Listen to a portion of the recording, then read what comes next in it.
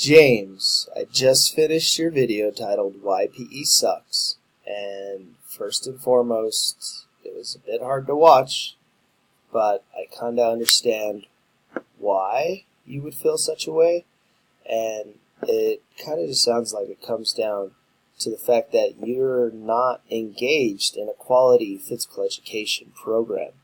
If you were engaged in a quality physical education program, then you would understand a lot of these basic questions that you have. You would understand, all the health components of physical education. The 5 basic health components, what that means for you and the longevity of your life, and kind of how all these skills that you learn in the unit are, 1, transferable, and 2, how they can be utilized in your life. Does that make sense? So I just kind of want to just take a moment to kind of just point out that, you've been in school for 6 hours a day, 9 months a year, and you're going to do that for 13 years. That's 117 months, okay? And when we think about that time, and in physical education, it gets so minimalized, okay? So we need to maximize every single opportunity that we have with you as the student and us as the PE teacher. We need to maximize that time and ensure that your experience is healthy, it's positive, it's, you're feeling confident. Right now, it just sounds like your confidence is shot. You're just not feeling good whatsoever. And I strongly believe that's just an attribute to the type of program that you're in. And if you're lucky enough, you may get one of my colleagues coming out in the spring of 18. You may get one of us to be your PE teacher, and hopefully we could change in 1 semester a lifetime of negative experiences. I hope for that challenge with you, James. So let's just get right into your questions, okay? Or not your questions, your reasons why PE sucks for you. You talked about grading, test taking.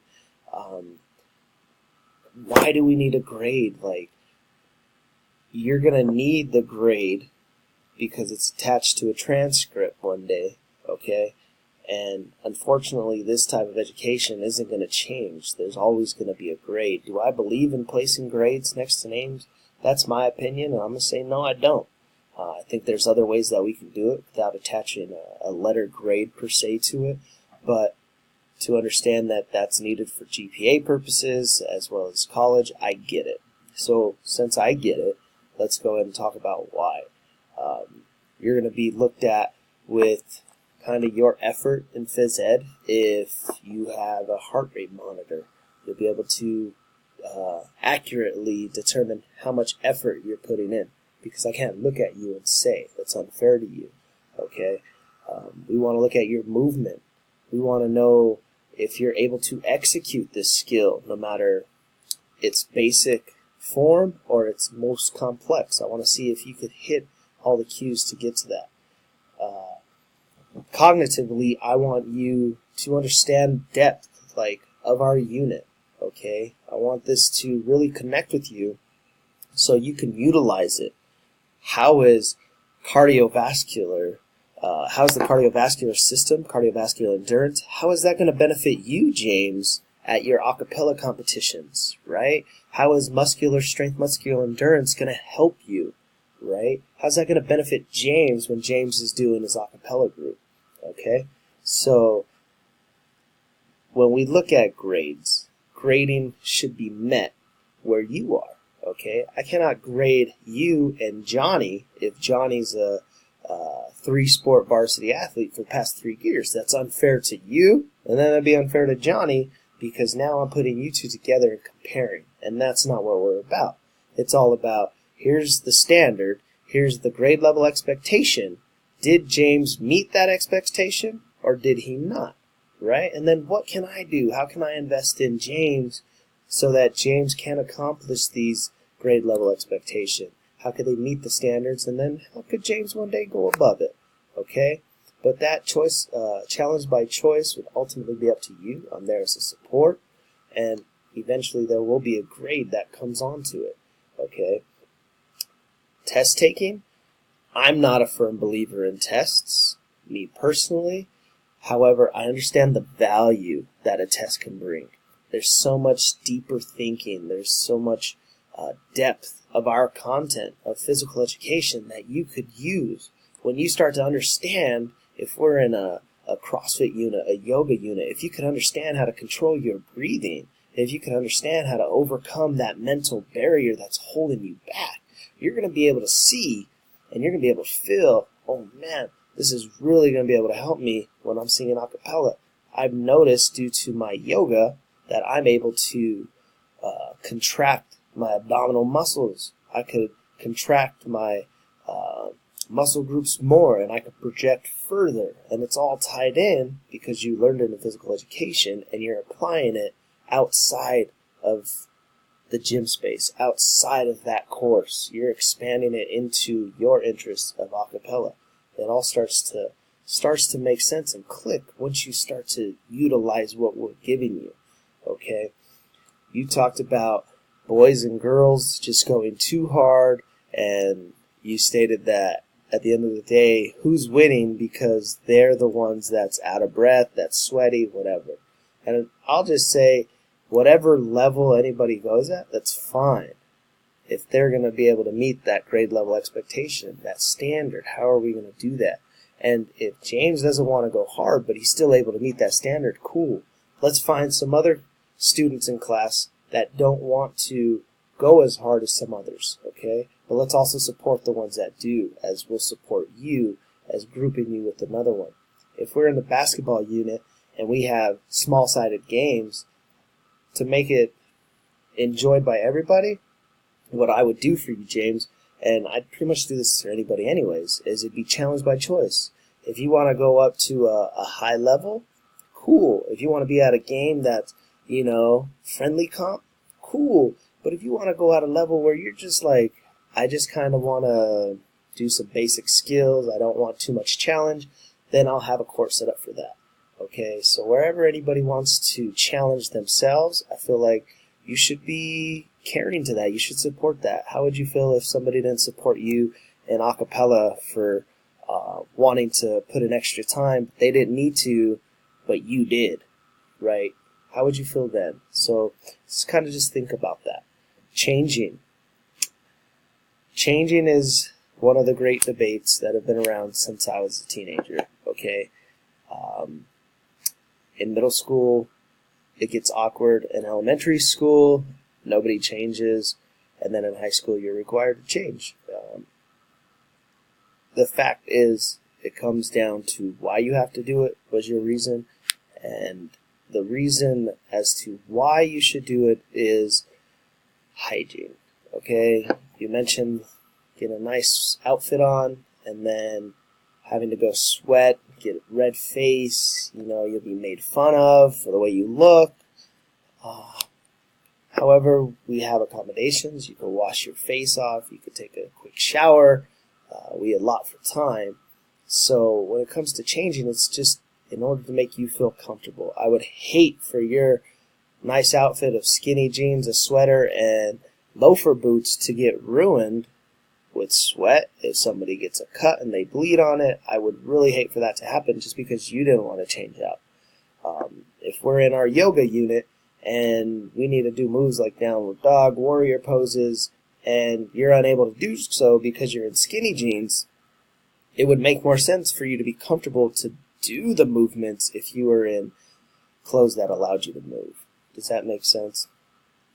So in regards to changing, it's just something that's gonna have to be done. Me personally, in my phys ed classes, I will not grade based upon changing in or out. I look at changing clothes equivalent to bringing your pen to class, equivalent to bringing your calculator, your textbook. All this does is help you engage with the content, the material that we're going to be working through. So if you can maybe switch your lens to view changing out as compare it to bringing a calculator, a textbook, pen, pencil, paper. Okay. You talked about your teacher being overweight. I would just caution you, because you don't truly understand what risk or what health factors play into your physical education teacher's body composition. You don't know, and it's kind of a tough assumption. And you had mentioned that with an overweight phys ed teacher grading you on what you should be doing, I would just caution again, because you have grade level expectations. And as adults, fitness levels vary based upon whatever health factors come into play. So unless you know your phys ed teacher personally on a personal level, I would caution you on that reason. You stated that school is all about academics, and that's all it should be. Physical education isn't academic, okay? This is research. This is a science. Physical education is just more than what you're used to, and that roll out the ball, and this is the game, and this is what we're doing, and now you're taking a test. It's much more than that, okay? This is so many life skills are utilized in physical education. You're going to need it in the work field one day. You're going to need to understand how to work with a team, how to problem solve, how to collaborate, how to communicate, how to do things on your own and bring that to the table and feel supported. How are you going to work through all these if you've never been placed in a position? You're going to get to the workforce, and you're going to, kind of act like a spoiled child and state you don't like things because you can't effectively communicate with people. Physical education allows you opportunities to communicate with people. It allows you to work in big groups and small groups and individualized groups. There's just so many opportunities that you're going to use this, okay? I made you a small web, okay? And this was PE in the real world, all right? And a lot of things that we talked about, problem solving, collaboration, small groups, okay? I got some outdoor stuff there. Connecting to cultures, understanding 5 components of health, transferable skills, leisure rec one day, okay? If you want to be able to do something, you could maybe look back and say, hey, I did this one time in high school and it was pretty cool. I want to try it again with my friends, okay? So school is way more than academics. It's prepping you for your next step in life, and it's really prepping you for life skills after high school. What are you going to utilize for real when you're at work 9 to 5 every day? When you go on to higher education, how are you going to benefit from physical education?